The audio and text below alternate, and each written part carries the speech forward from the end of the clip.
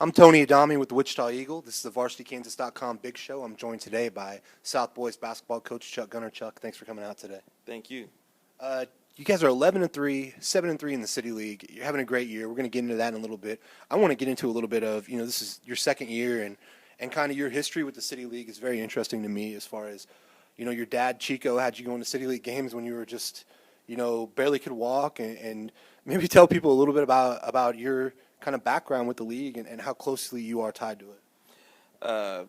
Basically, growing up watching some of the legends play, Mark Hutton, Cortez Barnes, Steve Woodbury, the list goes on. I remember watching the legends like Ricky Ross play in college, like say when he's at Tulsa. Even guys that went to the NBA and came back and had basketball camps like Xavier McDaniel, Antoine Carr. As far as the City League play, I mean, it's a large list of names from B.J. Williams. His son's at South High now. He has a good future ahead of him. So, Chet Loudermilk, Irvin Garnes, them guys at Southeast. Like I said, it was some tough basketball. It was back when hand check was allowed. Some of these names, and then you played for Southeast, and you were one of the first classes to go all the way through with Carl Taylor, who obviously passed away last month and left a big hole in a lot of people's lives. But maybe tell me a little bit about playing for him and what that was like and what his influence on you is. Basically, you got to be ready to practice. He didn't want to hear no excuses that you're tired or you're not having a good day.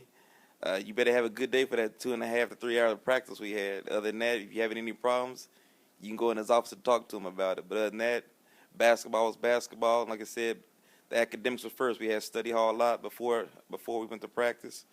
Other than that, the same principles I apply with my kids. I got an open door policy. Kids can come talk to them. We got a pretty solid family atmosphere right now with a lot of kids. Other than that, like I said, have a strong structure, have good discipline.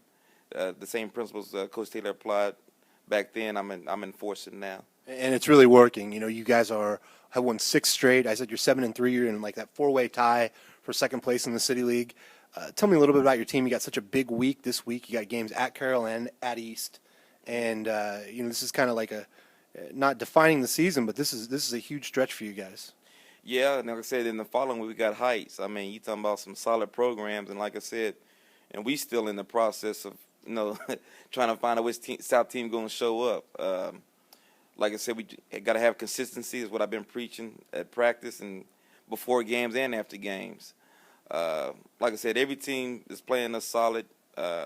Northwest played us solid last game. We had a decent lead. They fought and came back. Trying to tell the boys the game is not over till that horn sounds. You got to play each quarter. If you got a lead on somebody, you can't get comfortable looking at that scoreboard. How do they play, as far as you got a big man with Darren Lee who's really playing good, and you have your son, you're coaching kind of a unique situation with your son, who's a guard who leads the team in scoring. What's the chemistry like on the team? How do they get along? I mean, what are they like day to day?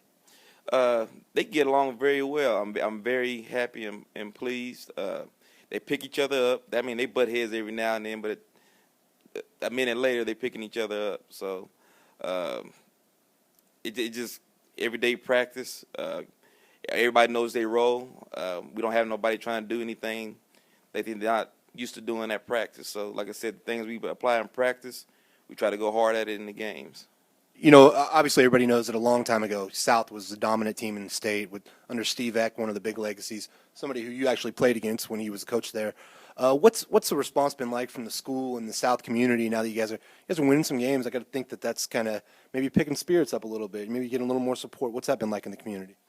It's been pretty positive. We're starting to get some respect. I think last year we kind of gave a pretty good wake-up call. The kids are starting to play under high expectations by myself and my coaching staff. Other than that, like I said, we're starting to get a pretty good following, decent student body at most of the games. So like I said, it's still a climb up that mountain that we're trying to build up. Like I said, get back to some of the good traditions South High had back then. And like I said, we striving for the future of getting better and better.